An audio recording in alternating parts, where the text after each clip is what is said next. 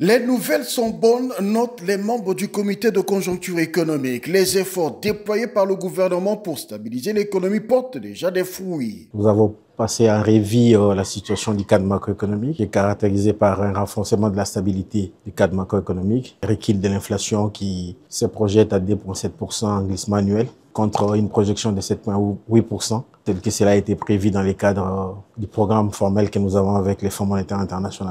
Nous avons également noté ensemble avec le gouverneur de la Banque centrale du Congo qui a participé à cette séance de travail du renforcement de notre monnaie nationale qui est stable et qui continue de s'apprécier. Le maintien de cet élan est principal pour le gouvernement. À ce sujet, un plan a été conçu avec le Fonds monétaire international pour mobiliser plus de recettes. Le gouvernement a également examiné dans cette réunion les mesures de mobilisation de recettes qui vont soutenir les efforts de la Banque centrale du Congo.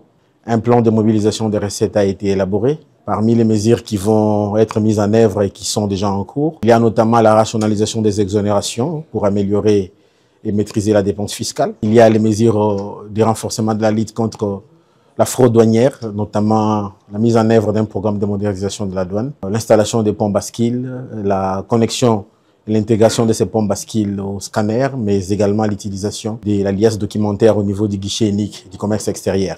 Il y a également d'autres mesures dont l'ajustement dans la loi de finances qui sera examiné au niveau de notre Parlement, le droit d'accise sur un certain nombre de biens pour essayer d'améliorer les niveaux de mobilisation des recettes. Qui dit rester au rendez-vous depuis le début de l'année, nous avons aujourd'hui un niveau de recettes qui est en même et en phase avec les cadrages que nous avons établi en début d'année avec nos partenaires du Fonds monétaire international. Pour le gouvernement, c'est le changement en profondeur des règles économiques et pas seulement l'argent du FMI qui garantira un avenir meilleur à tous les Congolais.